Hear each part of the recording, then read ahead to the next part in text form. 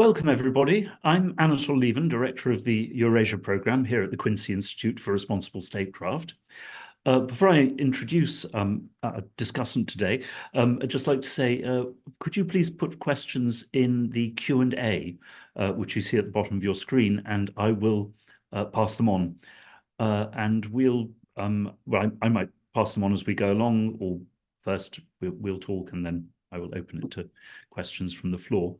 So it's a great pleasure today to introduce Hans Kundnani, who is presently a visiting fellow at the Remark Institute at New York University. He's an Open Society Foundation Ideas Workshop Fellow. He was previously the director of the Europe Program at Chatham House, the Royal Institute of International Affairs in London, and a senior transatlantic fellow at the German Marshall Fund of the United States. And research director at the European Council on Foreign Relations. He is, well, we're going to talk, amongst other things today, about Hans's latest book, Whiteness, on the European Union as a form of civilizing empire, amongst other things. Welcome, Hans. Dare I say it that these are not ideas that one has usually heard from Chatham House, the German Marshall Fund, or the Transatlantic Academy. Oh, yes, and the European Council on Foreign Relations. Could you fill us in on the main theses of your work? Well, thank you for having me, Anatol. It's a real pleasure. I'm really looking forward to discussing the book with you. So yes, I guess I should say, in response to what you've just said, that I've been on somewhat of a journey, an intellectual journey, and in a way, Euro whiteness is the culmination of that. And very simply, I have become, I guess, more Eurosceptic over time. But this is a very particular kind of critique of the EU. It's not, the sort of right-wing Euroscepticism of, Nigel Farage or someone like that. This is approaching this from a very different kind of angle. So it's a book about ideas of Europe and European identity, I suppose. And what it really tries to do is to trace back to the origins of the idea of European identity in the medieval period, then all the way through into the modern period and so on, how ideas of Europe have evolved. And then it tries to look at what the, post-World War II European integration project that produced the European Union, what that has to do with these older ideas of Europe, in other words, before 1945. And in particular, it looks at it's based on a sort of distinction between sort of ethnic cultural ideas of Europe and civic ideas of Europe. And, I argue there's been this, throughout history, there's been this kind of complicated kind of interaction between ethnic cultural ideas of Europe and civic ideas of Europe, much in the same way that there's been that interaction in the histories of different kinds of nationalisms, right? An ethnic nationalism on the one hand, a civic nationalism on the other hand. And then what I try to show is that, after 1945, it's not as if those ethnic cultural ideas of Europe, very much connected to Christianity and to whiteness, they don't just disappear after 1945. A lot of pro-Europeans want to imagine that's the case, that, that 1945 was a kind of an hour zero out of which a new purely civic regionalism, as I would call it, a civic identity kind of emerges. But actually, the history is much more complicated than that. It's much messier. And so these ethnic cultural ideas of Europe don't just disappear in 1945, they persist and they influence the European project itself. And so then what I try to do, I have a sort of periodization of roughly three sort of periods: the sort of Cold War period, sort of 20-year period after the end of the Cold War, and then the most recent period from about 2010 onwards. And I try to look at the ways in which, in the context of European integration, as I say, these ethnic cultural ideas continue to sort of play a role. And then the argument essentially, and this is really where the book ends, is to say that, it may be that actually these ethnic cultural ideas of Europe connected to Christianity, connected to whiteness, are now getting stronger rather than weaker in the European Union. And this is in particular, it seems to me, since the refugee crisis in 2015 and against the background of the far right, the rise of the far right in Europe, which I argue is influencing, the European Union itself. It's not so much, Eurosceptics against the European Union, but those ideas, civilizational ideas of Europe, are actually influencing, the centre right and pro-Europeans, and by extension, the EU itself. I must say, I was fascinated by your book because when I wrote my own book on American nationalism, came out 20 years ago now, I developed the idea of America as having a civilizational nationalism. And I also argued or made the point that, every civilization that thinks of itself as a civilization, or every state that thinks of itself as a civilization, it never really thinks of itself as a civilization. It always thinks of itself simply as civilization. And therefore, even if the proponents don't fully realize this themselves, everybody else is a barbarian. Now, though it did seem to me that, here, Britain and America are perhaps further down the road than Europe is regarded. Since Britain has now kind of semi-left Europe, but in Britain and America, race, in terms of simply color of skin, it does seem to me has become much less important, especially in Britain. If you look at the composition of the present British Conservative government. And so, but I also see this, in America, that we have a particular idea of race, and in the West, because our empires were sea empires, where the contrast between the people from the metropolis and the conquered people was very stark. But if you look at the great land empires of the past, the Roman Empire, the Chinese Empire, the Islamic Caliphate, they were all assimilatory in terms of other ethnic groups, or even to some degree racial groups, insofar as that distinction actually matters. But what there was, of course, a really strict demand, test for assimilation, which was that you had to accept the imperial, not just the imperial language, but the imperial culture and the empire's view of itself as civilization, Romanita in the Roman phrase. Is that perhaps something that Europe is also heading towards? It's such a great question. So, I'm gonna think aloud a bit here. I'm not sure if I have a fully developed answer to your question. So, I guess first of all, on this question of particular civilizations and human civilization, I suppose, and what you said about civilizing empires. I guess I think the way I think of this, there is something particular going on in the West as opposed to the rest of the world, which has to do with this kind of, I suppose, a universalist kind of aspiration. I don't know enough about, say, Chinese history or Russian history, or the history of other empires to know, but my impression is that it is a little distinctive, actually, that this kind of Western universalism, which, and I talk about this a little bit in the book, I think, this does go back to, the history of Christianity, right, as a universalizing mission, right? And I think it's very clear in the case of European identity. I already mentioned that, in the medieval period, when European identity begins, it's virtually synonymous with Christianity. And so there's a way in which I think European identity emerges out of this Christian identity. And I think that's part of where it gets its idea of a civilizing mission from. In the medieval period, that's a religious mission.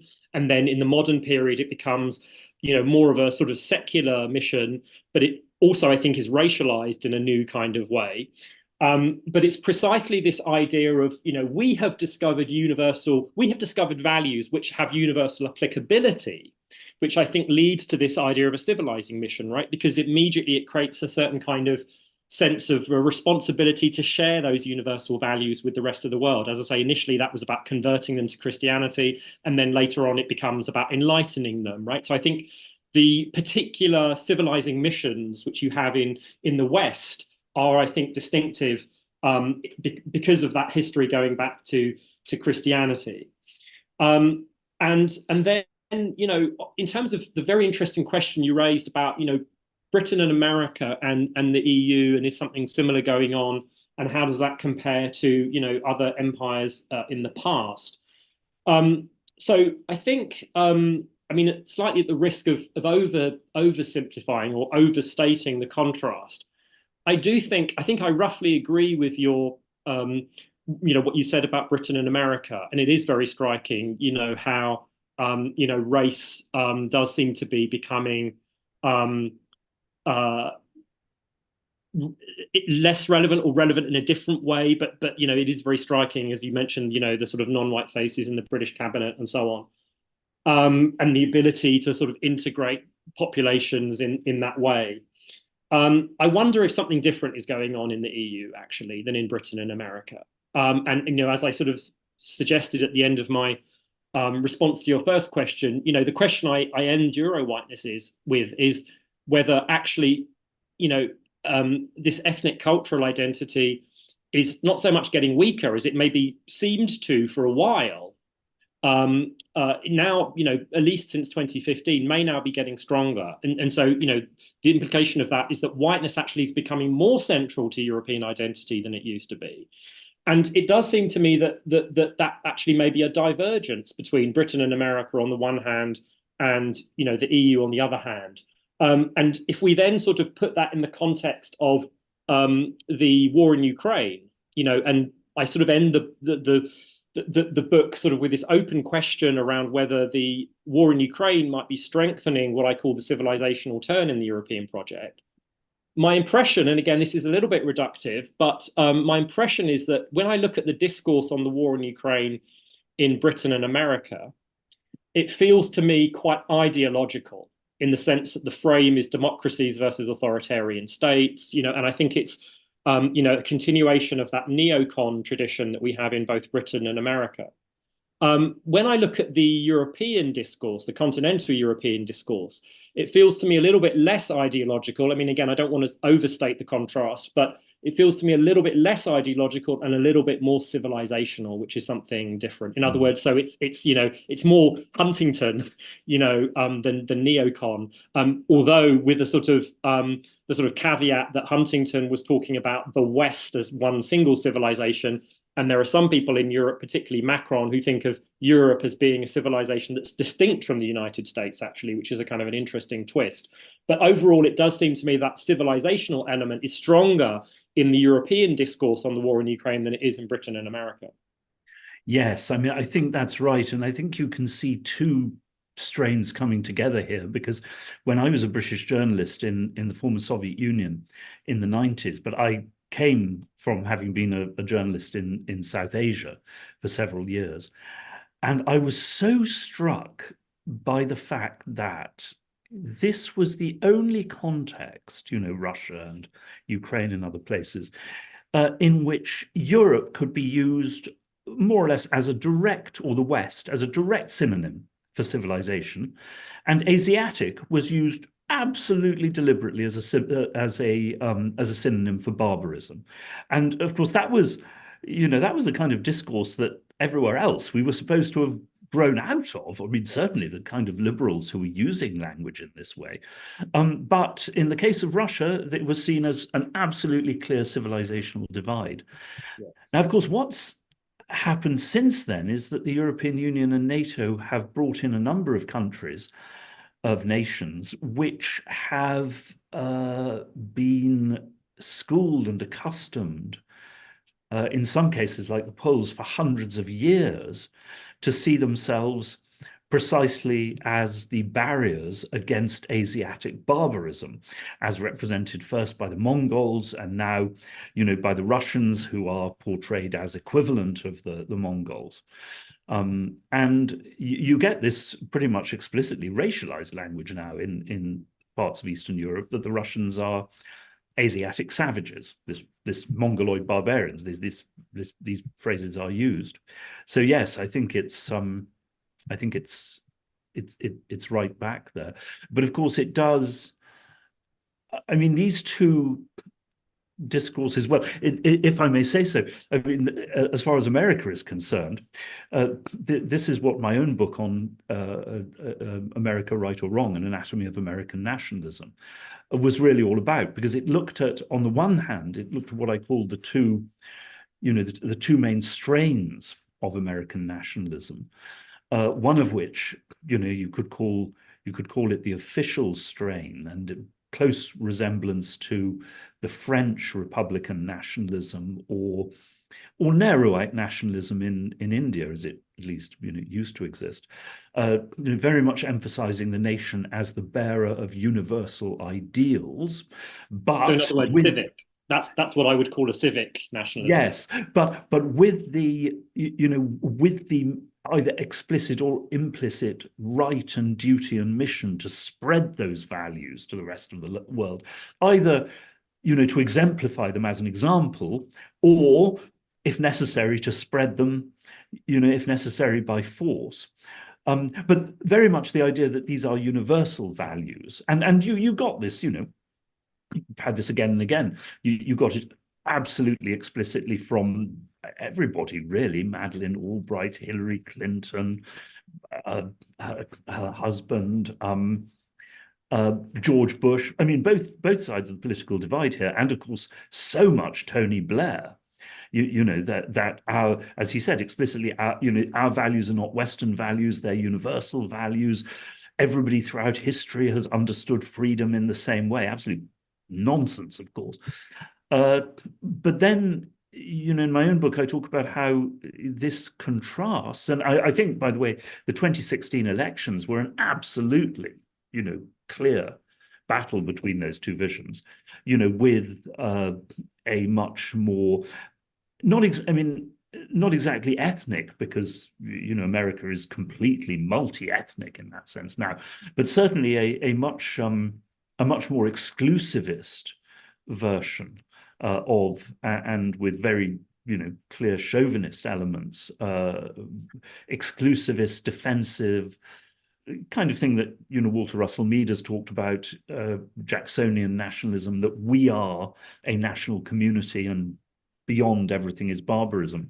But what I wrote about in the book was the way in which at particular moments these two currents can in fact flow together, as they did after 9/11 in America, because you saw both of these elements so much in the drive, to invade Iraq, in the very successful public propaganda of the Bush administration. And I think you see strong elements of this now directed towards Russia, both on the part of America, but the European Union. So they're contrasting these two strains, but they're not by any means always opposed.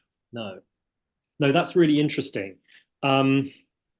So I mean, first of all, I mean, you're sort of reminding us that, and I do touch a little bit on this in the book, that during the Cold War, which we think of as an ideological kind of struggle, between capitalism and communism,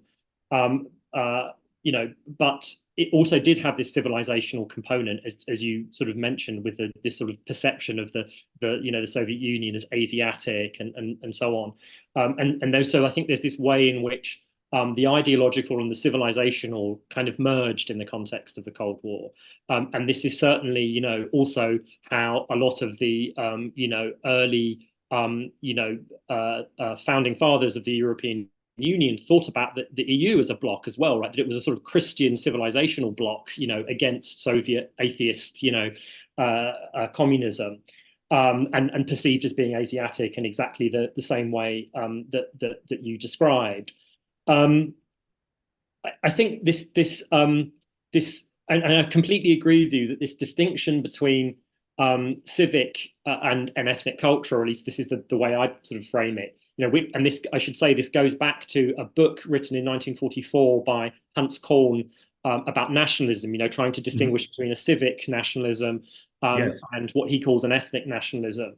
And I'll just say two things about that. One is that, I think he tends to think of, individual nationalisms as being either ethnic or civic. And, so his two sort of paradigmatic cases are sort of German nationalism, which, and he's writing in 1944, he sees as being ethnic, and then American nationalism, which he idealizes, I think, as being purely civic. My sort of take is that, it's a helpful conceptual distinction, but we need to think of each individual nationalism, at least the ones that I'm familiar with, as having both ethnic and civic components. And exactly as you say, they sort of interact and often sometimes merge, right? So to the point where it becomes quite difficult to differentiate them. Nevertheless, I do think it's a helpful conceptual distinction, at least. And so I think that goes for, that's essentially what I try to show in the context of the European Union, that it has both these ethnic elements and civic elements, and they interact in complicated ways. The second sort of caveat, I suppose, is that I use this term ethnic stroke cultural rather than just purely ethnic, because it does seem to me that, at least in the European case, it's really difficult to separate out, in the history of this, ethnicity or race and religion and culture, they all again kind of merge. And this brings me to this kind of concept of civilizationalism, because, the way I think of civilizationalism is that it's a sort of an idea of difference that tends to emphasize culture more than biological race. So I think it is a sort of continuation of older ideas, ideas of international relations as race relations.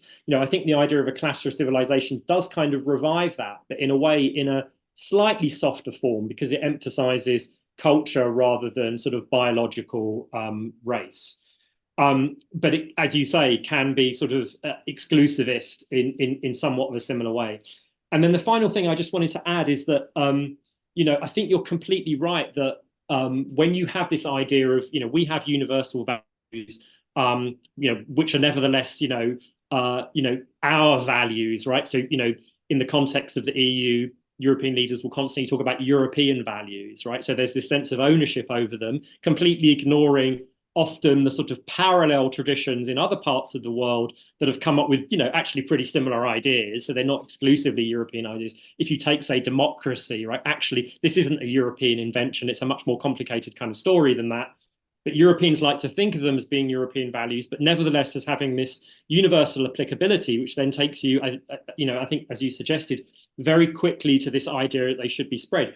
But I guess it is quite an important difference to sort of say, on the one hand, we think these are universal values, which we should spread by exemplifying them, to use the word you used, in the American case, say, this idea of a shining city on the hill, right? We're just going to be a really good democracy, and that will persuade the rest of the world to become democracy. And that leads you to this kind of, you mentioned Jacksonianism, the Jeffersonian tradition, is very much about this, right? That actually we're going to corrupt our own democracy by engaging too much with the rest of the world. And so that's, in a way, it's based on the same idea that we have these universal values. But that's very different from, as you said, spreading these values by force, and clearly that's, much more of a sort of dangerous kind of approach. And I guess I think where we are at the moment is, again, a slightly different moment from the moment around, say, the war in Iraq in 2003 was precisely about spreading these values by force. Now, I think, in a sense, a lot of the same people have become a little bit more modest, in the sense that it's all now about democracy defense rather than democracy promotion. So in that sense, the current, approach to the war in Ukraine is very different from the war in Iraq. But, there is still this idea of, the West standing for democracy, and then, creating these others, often defined in civilizational terms, like Russia and China. There was I don't know if you know the book by Max Lerner, Max, I think, in from the 1950s about America as a civilization, and he had a rather brilliant perception, certainly very relevant, I think, to what we're talking about, that to a degree, precisely as certain countries become, I mean, countries that see themselves as civilization, become internally more open to people of other religions. I mean, that's say, they are accepted, other religions, other ethnic groups, finally even other races, into the imperial or civilizational people.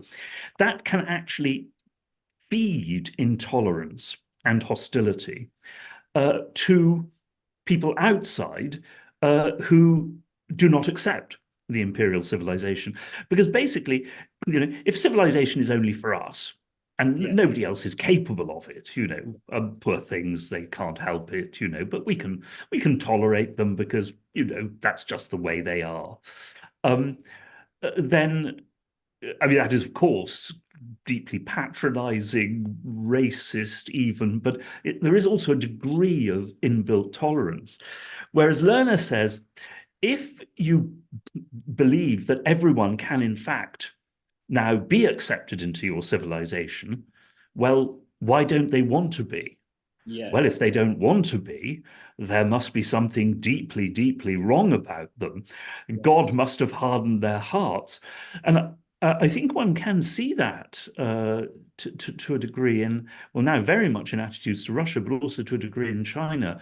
Look, they were offered democracy, Western democracy, peace, civilization, all this, and they've rejected it. Well, that must be because their tradition is so deeply evil and barbarous and undemocratic that in fact they're beyond hope, and but also are evidently a deep danger that must be fought. Yeah, that's really interesting, and sort of again, it slightly takes me back to that period around the Iraq War, because it does, and this is I think also why I am differentiating between a civilizational approach and a sort of ideological neocon approach, because it seems to me that if you at that moment, in the 2000s, the debate about the war in Iraq, it does seem to me that there's an important distinction between, on the one hand, people who view international politics inspired by Huntington in this civilizational way, who basically say, oh, the Arabs or the Muslims, democracy is not for them, right?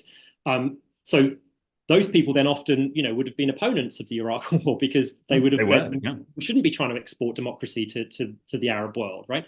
The neocons, on the other hand, or people who think in these ideological terms, there is a certain, sort of naive, there's this kind of naive universalism in a sense, right? Democracy for everybody. I mean, that was part of the thinking that permeated the Bush administration, at least some people within it, was in a sense a kind of, egalitarian approach, right? That sort of everybody, everybody deserves democracy, right? We should absolutely, export it to the Middle East. I think that distinction is kind of important, actually. I think both of those approaches have different kind of dangers. I'm not quite sure that I could say which is worse. They both, I think, have dangers, but I think that is an important distinction. And then I wanted to come back to this question around sort of race in Anglo-America as opposed to continental Europe, because I think this is kind of important. And one of the things that I hear a lot, that I've been hearing a lot as I've been talking about the book, which has this title Euro Whiteness and is about continental Europe and the European Union. One of the things I hear quite a lot is, well, race and in particular whiteness, this is a kind of an Anglo-American concept and it's inappropriate. It doesn't work in the European context, right? It's inappropriate to introduce that into the European context. There's various versions of this. I mean, really? Absolutely. I've had this discussion quite a lot. There are various different versions of this, but yes, I think a lot of people in continental Europe, especially in France, I have to say, view this as an Anglo-American import. And this plays into the culture wars, right? Because there's this kind of sense that, we don't want to import these dangerous American culture wars into French or European society, where you fragment your society into these different ethnic groups, right? Central to that, this is one of the very striking, I think, differences between the way that, continental Europeans on the one hand and Britain and America on the other hand think about these questions is, we collect ethnic data as a matter of course, right? Because the assumption is you can't even begin to sort of understand the extent of disadvantage and discrimination, let alone begin to actually, deal with it, unless you have the data on, how disadvantaged different ethnic groups are. Whereas in continental Europe, in France, in Germany, and so on, that it's seen as, it's basically illegal to collect that kind of ethnic data. And that's seen as being part of the problem, right? That it in turn is leading to this kind of fragmentation along Anglo-American kind of lines. And so there, this sort of underlines the point you made earlier on. I do think there is a quite different attitude to these questions around race. In Britain and America on the one hand, and continental Europe on the other hand, which may or may not go back to the distinction you made between sort of sea powers and land powers. I'm not sure. Mm. One idea that you cite, you have to remind me who came up with it originally, is precisely this idea of Euro whiteness, and I think the phrase is dirty whiteness. And this is a fascinating idea because, of course, it suggests that there are people who are white but not really white. And you could, of course, take it the other way and say that there are people who are not white in terms of color, but are, if you like, spiritually white. The South Africans, explicitly categorize the Japanese as such. And there was always at least except for those unfortunate few years in the late 1930s and 1940s, Japan always was, in a way, put in a special category there. But I rather like this because, the Chinese have a categorization, the ancient Chinese, well, actually, all the way up to the recent past, maybe even today, that other peoples were either raw, which meant they were completely barbarian, semi-cooked, in which they were sort of semi-civilized, or wholly cooked, in which they had assimilated Chinese culture and become civilized. But of course, in a way, this analogy is better because once you're cooked, you can't become raw again. You can only become rotten. Whereas, of course, in much of the West's attitude to peoples to the East, you can become, if you like, completely white, but then you can revert again to being dirty. And then, of course, when you vote the right way, like the Poles, having been dirty, you can become clean again. Until you get dirty again, and then you need another bath. At the moment, Georgia in the Western discourse is about half dirty and half clean. The government is very dirty, and the opposition is sort of clean. The Russians now, of course, are very dirty indeed. I do find it interesting how these sort of civilizational categories. The difference is that the Chinese were explicit about it, whereas with us it's kind of implicit in our language about other places. Yeah. So this term Euro whiteness, which I used for my title, I'm borrowing from an American sociologist of Hungarian origin called Josep Borrell. And the Hungarians are pretty dirty, by the way. Well, and this is partly what he's describing. This is particularly relevant for Central and Eastern Europe, and so there are now, I think, several other kind of terms that that academics have used to try to capture where does Central and Eastern Europe fit into this question of whiteness, and so. For example, there's this, idea of off-white, Ivan Kalmar's term. There's, white but not quite. All of these terms, in other words, expressing this kind of sort of semi-whiteness, this sort of in-between position that Central and Eastern Europeans have. And so I borrow this, this term Euro-white from Josep Borrell, and as you say, he contrasts it with, again, this sort of in-between idea of dirty whiteness. And as you suggest, you can sort of, it's the idea that you can sort of clean up and become fully white. And then what I do in the book is to look at that in the context of the accession process, which I think you can then understand as either a sort of civilizing mission, as Jan Zielonka has put it, or as a sort of as a cleansing operation to make dirty white people Euro white. This is the Borrell argument, and I love your idea that it's it's a two-way process, that you can get dirty again, and I think that's exactly right. And that gets to how, part of the reason I find it quite difficult often to have this discussion is because people completely misunderstand whiteness, because they think of it in a very kind of literal kind of, they take it too seriously in a way, because they genuinely think that whiteness is a kind of coherent kind of idea that is to do with skin color. Which is kind of absurd, right? Actually, nobody's skin is actually white, nobody's skin is actually black. And in any case, the way that whiteness functions is often not to do with skin color; it's to do with all kinds of other things as well. And so, I think what you're saying, illustrates how whiteness is much more of this kind of shifting signifier that can include and exclude groups. It can change over time. It's very flexible. And so my sense of what's happening at the moment is that the sort of boundaries of the sort of eastern boundaries of Europe, who belongs to Europe and who doesn't, is becoming sort of redefined or more clearly defined in a way that it wasn't before. If you would have asked people in the EU, even European leaders, until 2022, let's say between 2014 and 2022, does Ukraine belong to Europe, whatever that means? And does Russia belong to Europe? I don't think you would have found much of a consensus. Some people have said neither belong to Europe. Some people have said they both do.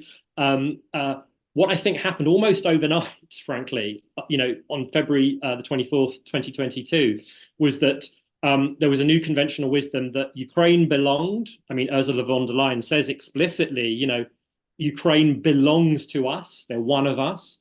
And Russia doesn't belong. So there's this kind of new sort of discourse around, culturally, the Russians are not European, the Ukrainians absolutely are. So I think that, and this is, why I say that I think the sort of civilizational way in which Europe is defining its boundaries is becoming clearer. And then one thing I should finally add is that, because this is important for your earlier question about what kind of empire is the EU, is that having said all of that about the EU's eastern borders, that there's this ambiguity about who belongs, who doesn't, and the idea that you can sort of become Euro white or fully white by, the civilizing process. That contrasts very dramatically with the way that the EU thinks about its southern borders. Where it's a much harder border, and it's very clear. So for example, in 1987, Morocco applies to join what is then the EC, and it's told flatly that you can't because you're not a European state. However much structural reform you do, whatever however much of the acquis communautaire you adopt, whatever your political system looks like, you can never join the European Union. So there's this real contrast between the Eastern countries, which can become fully European or Euro-white by cleaning up or being civilized. They're not yet Europe, but they can become Europe. And then, the countries of the southern neighborhood, North Africa and so on, which can never become European. And I think that's really important, because when you were talking earlier on about, as I say, this question of what kind of empire is the EU, if it were the kind of empire that was defining itself in terms of these imperial norms, you would think then that ethnicity or culture wouldn't really matter too much, right? And that you would treat the southern neighborhood in basically the same way as you would treat the eastern neighborhood. Anybody can join this empire as long as they sign up to the norms. But actually, there's I think what this contrast between the East and the South illustrates is there is a limit to that. There's also a civilizational component to the way that Europe thinks about itself. Mm.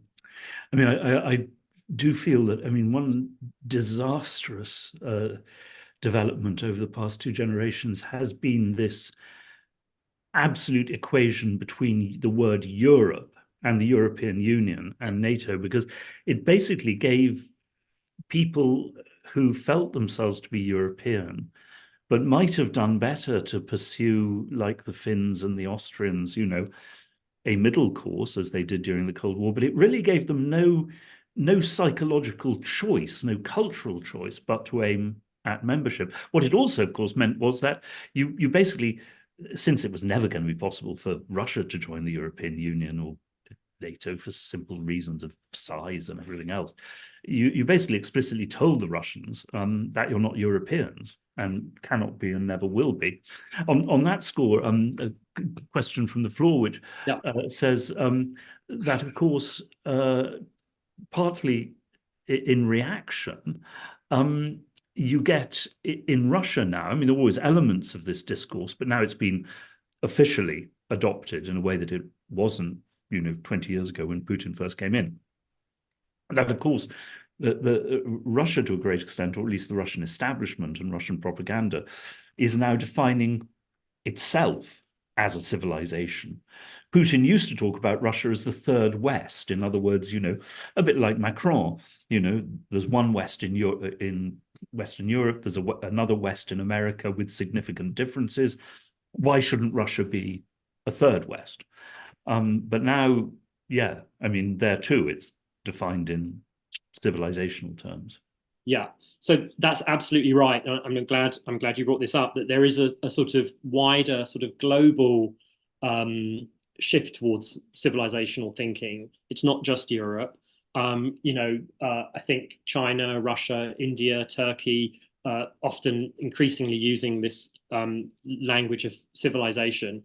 I think I'd say two things are interesting about that. One is that you know, in those cases, their idea of the civilization they represent maps relatively neatly onto the nation state. Yes.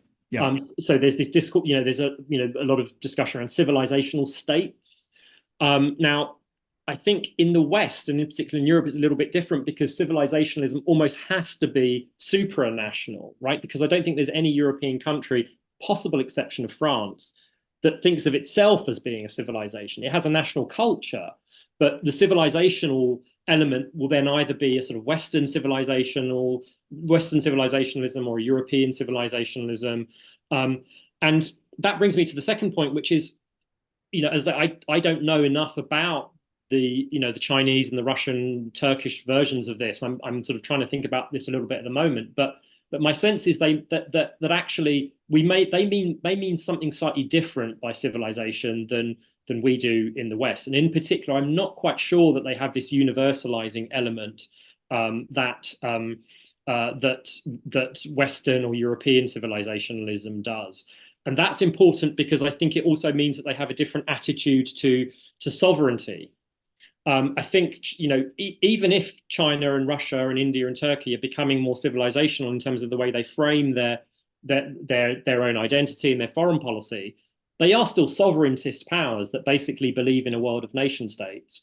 Whereas I think Western and European civilizationalism pushes you in a slightly different direction. Anyway, that's a long way of saying, you know, there is absolutely this broader tendency towards civilizationalism, but I think it might be actually something slightly different in these different cases. Well, I think you're absolutely right, and I think that's where Huntington most of all went wrong in believing that there would be civilizational clashes beyond the state, as opposed to states, whether to some extent genuinely or by construction, you know, building this as a way of consolidating the power of the state or state identity and coherence, or simply, as in Russia, the power of a particular regime. But it is nonetheless, it is worth remarking, I think, that although you can pull Huntington to pieces on so many different grounds, if Xi Jinping and Narendra Modi and Putin and Ayatollah Khamenei, all and Erdogan, all basically adopt this kind of language, well, he can't have been completely wrong. They are, after all, a lot more. Oh, and of course, and Donald Trump, in his own. Yeah. I hesitate. Well, anyway, we won't go into Trump. Yeah. I think part of the problem is there was this ambiguity in Huntington between a sort of descriptive or predictive part of his argument, saying this is what the world, international politics will be like in the post-Cold War world. And then I suppose a sort of normative component, he seemed to be endorsing this as well, right? I think if he had framed this as a this is a really dangerous world we're moving into, this is a really bad thing, this kind of civilizational thinking, I think people might have read Huntington somewhat differently, but as I say, he seemed to endorse the civilizational shift. Questions about the whole whiteness business. I think it's perhaps worth bringing out that this as in the discussion of East Europeans or Russians who are undoubtedly white in terms of color of skin, but that this is we're talking about this to a considerable extent as a metaphor, rather than simply in the old infamous one drop of blood idea as a literal truth. We're not really discussing it in those terms.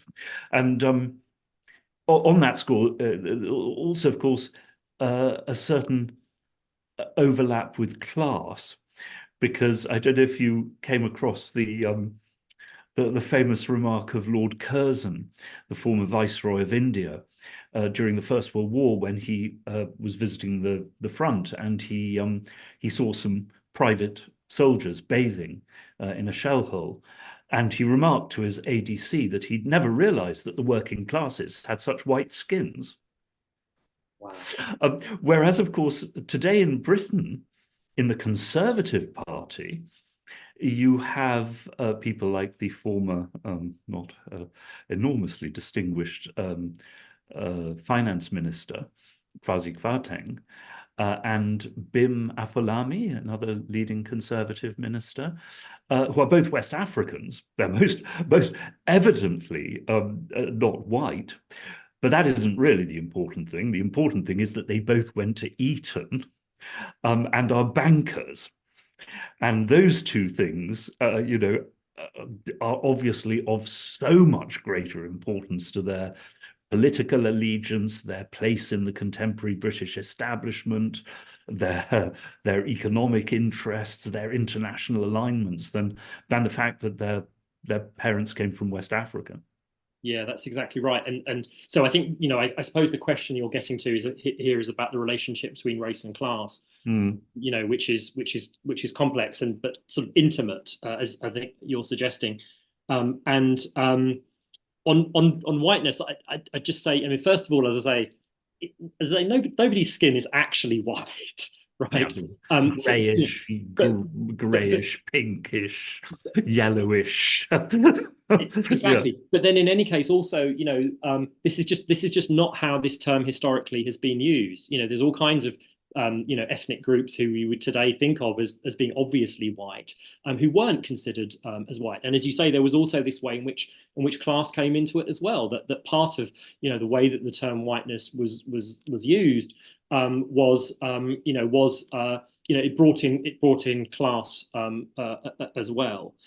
And then on this question around Britain and how Britain's changing, I was very struck how about the reaction to Rishi Sunak becoming Britain's first non-white prime minister, which and the contrast between that and Obama becoming American president, which was obviously this huge deal in America, right, for good reasons. What was very striking was that the fact that Rishi Sunak became Britain's first non-white prime minister was a sort of non-event. It was it just wasn't something that people were opposed to or celebrating. It was the fact that he was a millionaire was much more sort of discussed actually, and was much more significant and affected, I think, the way that people perceived Rishi Sunak much more than the fact that he was Asian.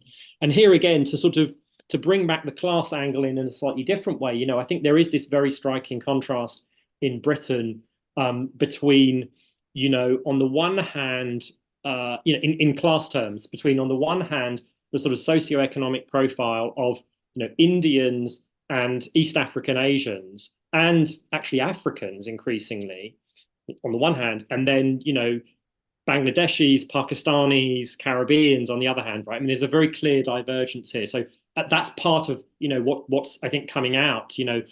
When we see these non-white figures in the Conservative Party, they're very particular non-white people. It's not I mean, as you say, some of them went to Eton and so on, but they're from very particular ethnic groups that fit in very particular ways into the sort of British class structure. So again, that's a sort of long way of saying, I think basically the class element here is probably more important than the racial element. Mm. And I often remarked about the difference there between Russia, which is also a kind of it's an old land empire, not obviously to the same extent as China or whatever, and the contrast between there and the peoples of the Caucasus or the Balkans that sort of absolutely epitomize ethnic nationalism, because on the whole, ethnic nationalists tend to hate everybody who isn't them, all their neighbors and everybody else. Whereas these sort of imperial nationalisms are more selective. The Russians could detest the Chechens while regarding the Volga Tatars as basically, friends and allies. So once again, I think a function of land, of land empires which needed allies, which had to have allies from neighboring peoples who couldn't exist without it. So you're saying then that land empires are sort of more assimilationist than sea empires? Have to be. But then is it not? Does that not then contradict precisely what we've been saying in terms of Britain and America versus the EU, in the sense you would expect it to be precisely the other way around, but it turns out that these sea powers are more assimilationist than these land powers? Yes, it's curious, but I suppose the answer is that in the past the sea powers were divided from their colonies by weeks, months, even years of sea travel. Now, of course, globalization has not that, I mean, globalization is exaggerated, but nonetheless, it has made a big difference. We are much closer, and immigration has made a huge difference. And yes, and I mean, and of course, also one should give some, credit to the great efforts, that have been made by so many people, in recent generations, to overcome racism, and to because it's not all dark, is it? I mean, progress has been made.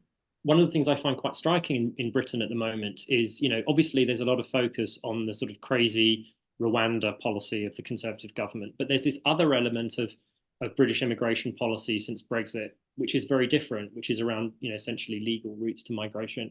And here, it is very striking that, Brexit has not led to, a massive drop in immigration. We were told that Brexit was all about, stopping immigration.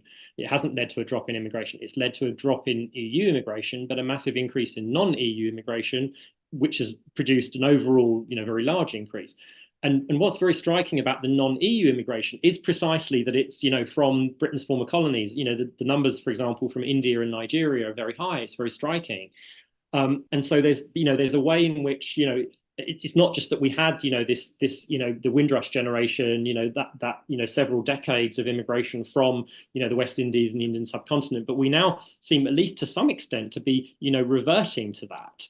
And so deepening those kind of, post-colonial links, essentially, in a way that, as I say, challenges the kind of the sort of picture of Brexit that I think a lot of people have. A question from the floor about a 1935 lecture by Edmund Husserl, who talked about Europe's greatest danger being weariness, and that this was, in a way, overcome by the Second World War and then, the European Union, but that now once again there seems to be a deep weariness in populations in Europe and among younger people in particular. Is this whole, sense of expansionist mission and also of course, this idea of Russian menace and the need to mobilize against it, is this in part an attempt to sort of, well, yes, I mean, to wake people up, to overcome weariness, to galvanize them into new efforts through EU propaganda?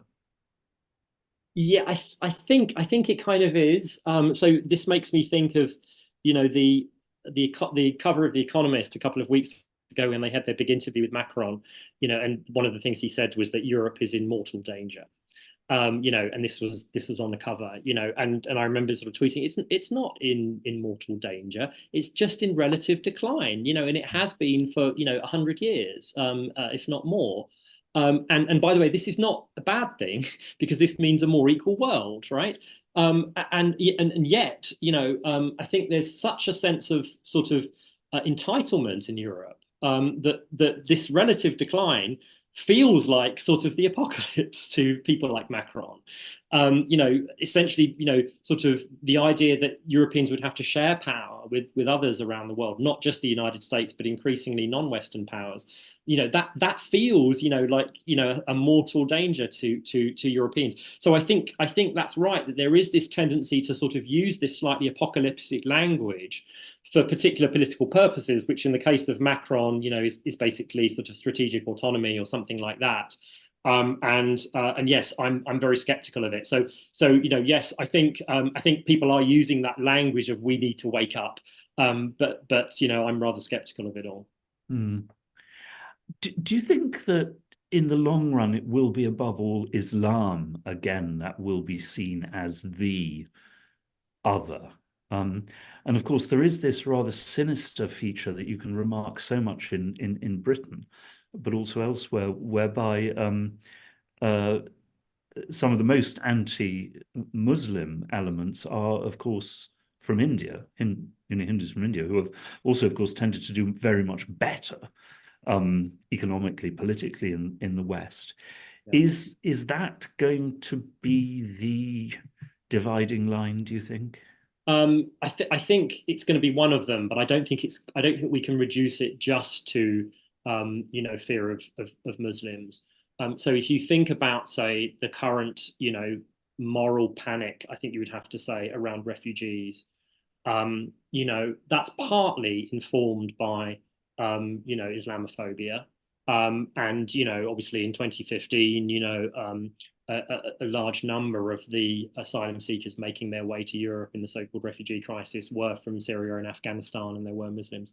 But then you do have sub-Saharan African asylum seekers too, some of whom are Muslims, but some of whom aren't, right? And so I guess my short answer would be to say, and this actually brings us back to something we discussed much earlier on, that it's both race and religion, and they interact in some kind of complex kind of ways. It's actually quite difficult to separate the two things out. So there's this way in which I think Christian and Muslim become almost they become sort of racialized, right? In the sense that they become almost euphemisms for white and non-white. As I say, so race and culture and religion, I think, are so tightly kind of connected in the history of Europe as well, that I think it would be wrong to focus exclusively on religion. And again, this is one of the discussions I've had a lot since the book came out. A lot of people have said, I sort of said earlier on that, a lot of people think that it's inappropriate to talk about race in the European context. One version of that is precisely to say, well, we should talk about religion because I think you're right about religion, but we shouldn't talk about race because that's not really what's going on in Europe. So, for example, one academic said to me, your book should have been called Euro-Christianity rather than Euro-Whiteness, because actually this is more about religion than race. As I think it's both, and we need to talk about both. And often I think that tendency to sort of try to change the subject to talk about religion is a sort of strategy of evasion to sort of try to avoid questions around race in Europe. Well, thank you so much. I'm sorry we've come to the end of time, and I apologize for not being able to get around to all the questions. But thank you very much, Hans. That was a fascinating discussion, and I urge people to buy your book. Thank So you so much, Anatol. it was a pleasure. Goodbye. Bye.